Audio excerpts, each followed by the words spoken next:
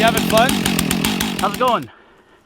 I was out looking for more oak firewood, and we came across this guy.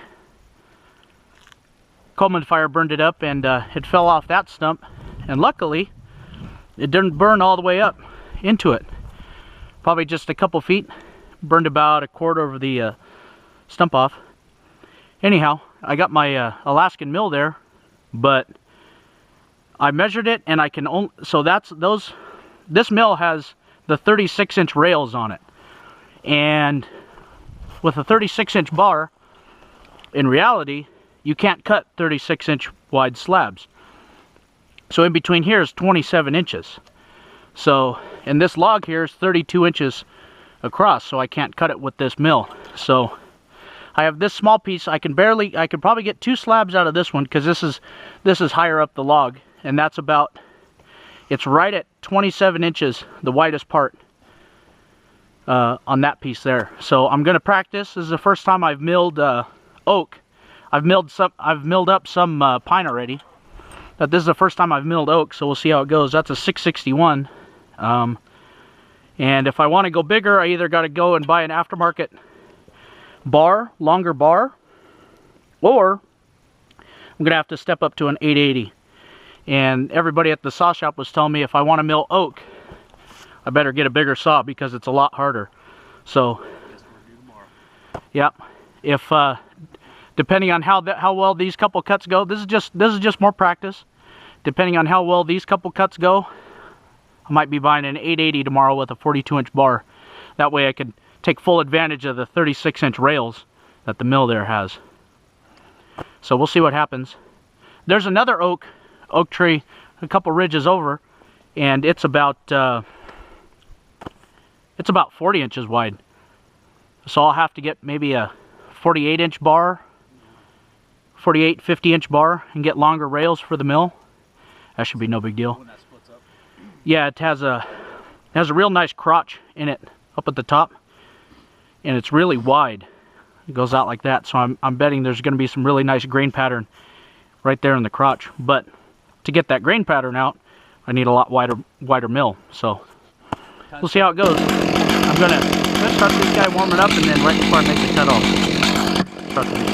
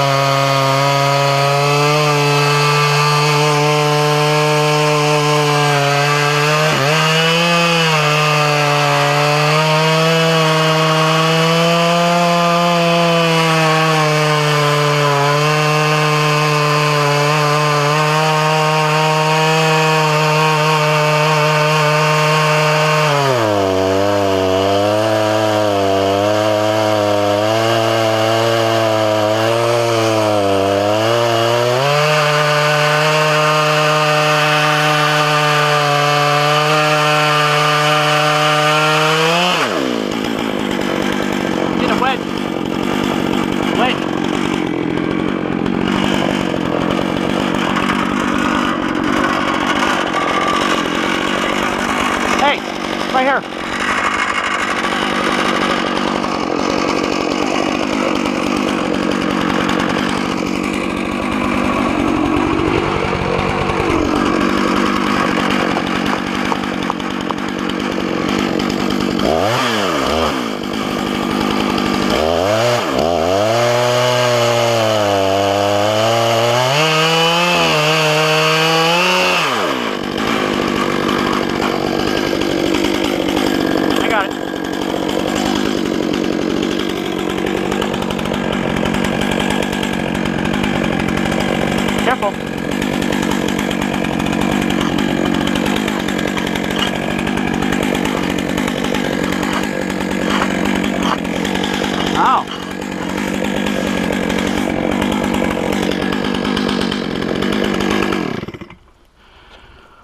pretty good.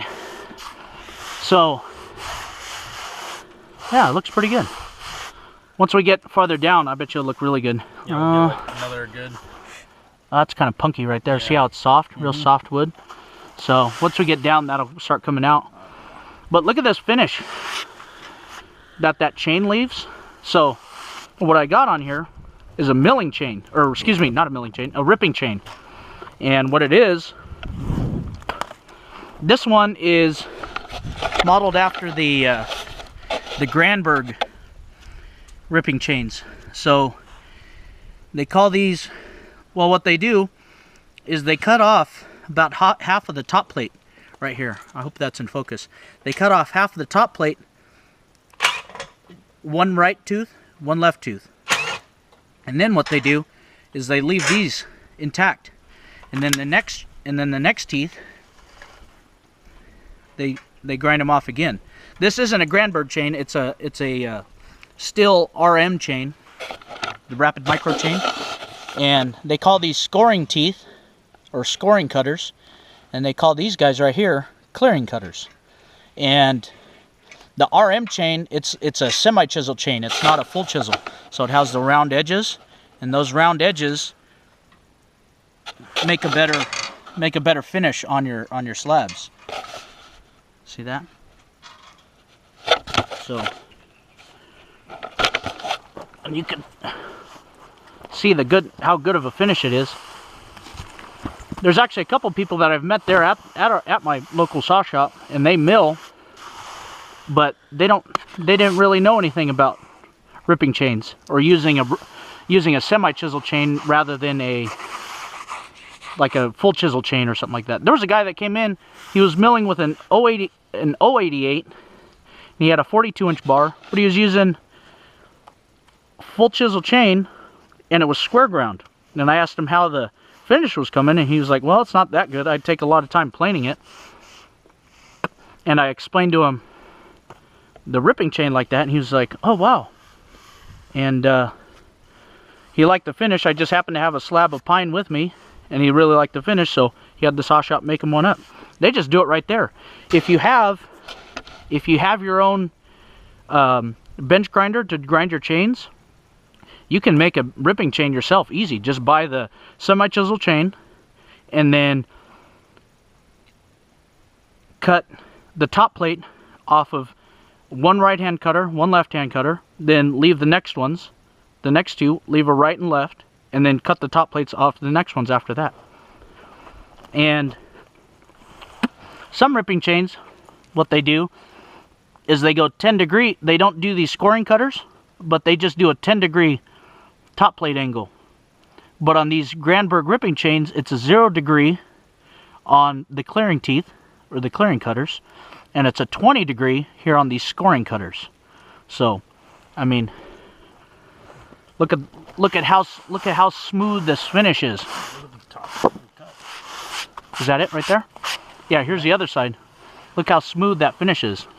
Like, you don't even need a plane, you can just sand it. Mm-hmm. Yeah, you just have to sand it, so. It won't even take you long either, it'll probably take you maybe an hour top. Yeah, or with a hand plane, it won't take that long. Nah, well, this is end grain right here, so that'd be Yeah. really hard to do, but sanding it would be easier, so. I mean, this right here. You can make something out of this roll. Yeah, you could. So, good, let's grab this and we'll bring it back over here. What do you want to do? We'll do another one, yeah. The sponge is pretty far down. Oh, you mean the part that's real punky? Yeah. Oh, it goes way down here. So this is all rotten. So we're gonna have to get down in here. But we can see how far we can get without. Yeah. Just using the max of it. What am I set up right now? I'm set up right at 5 inches. So I'll take another 5-inch off, and we'll see how it looks. We'll take another 5-inch off. That'll get us right. Well, let's put it up there. Try it, Let's see what it is. Oh, that'll put us right there. Perfect. Okay. And ooh. Yeah. Okay. Yeah, we'll be good. Oh, another thing that I've watched a lot of videos on milling, and another thing I've noticed is in the Granberg instructions, this is called the on-off bar right here. And what this bar does is when you go and put the saw on, what you do, I'm out of length already. I'll just cut some off the sides. Anyways, what this bar does is this keeps the saw at the right angle when you put it on. And per the Granberg instructions, this needs to be in the middle of your log rather than being way over here, because it has the handle on it, so a lot of people want it close to them so they could push. Well, if it's over here on the side, you can't really start your cut perfectly. So this needs to be in the middle of whatever slab you're cutting. So that's why you usually have two people with you. Having two people really helps. One guy on that end to hold both rails flat against the wood, and then me over here, all I'm doing is operating the power head and making sure these rails on this side are flat against the slab. So I'm going to set this down. I'm going to get my 461 and trim these sides a little bit. That way I can... I need this side right here because it kind of goes off. Yeah, I got to trim that over there. Just cut it straight down. Trim this. Yeah. That way I can cut another slab. So I'll get back. Yeah, it's all practice. I'll practice for when we get to that guy over there. So I'll get back to you guys. All right, here we go.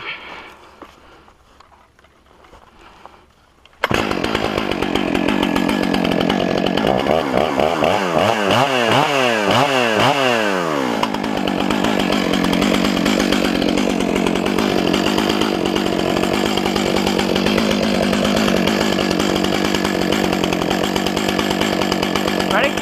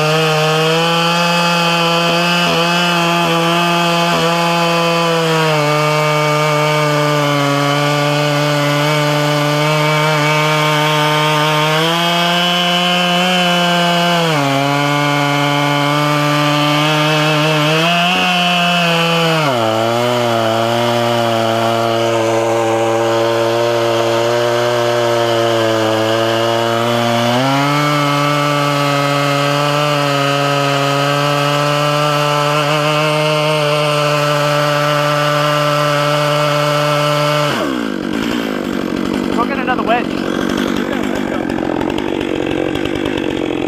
I got one right here. We need two more though.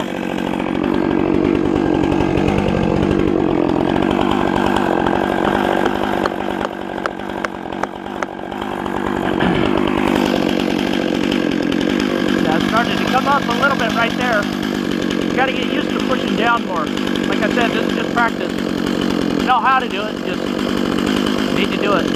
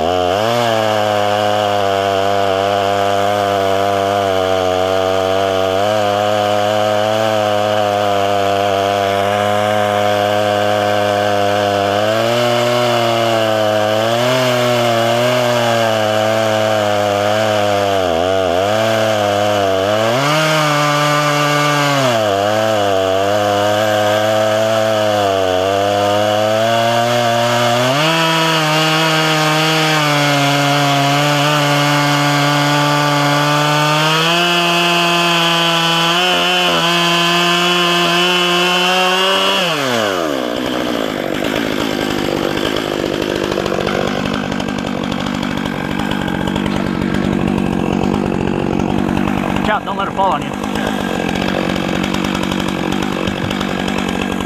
There we go. Oh, Yeah.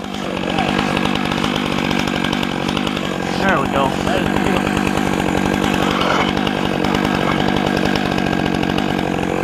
See, look at that finish that the that ripping chain makes.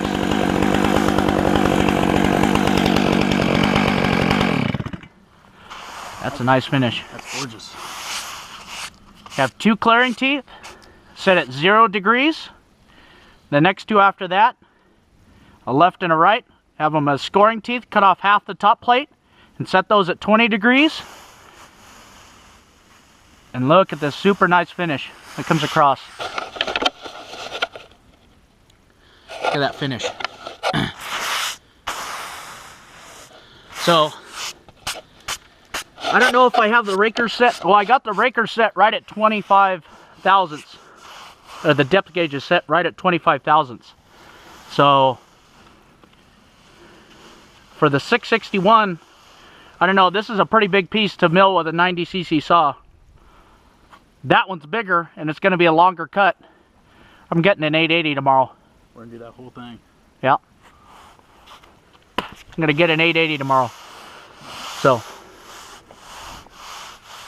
Oh, wow, look at that side. Yeah. Ooh, cool.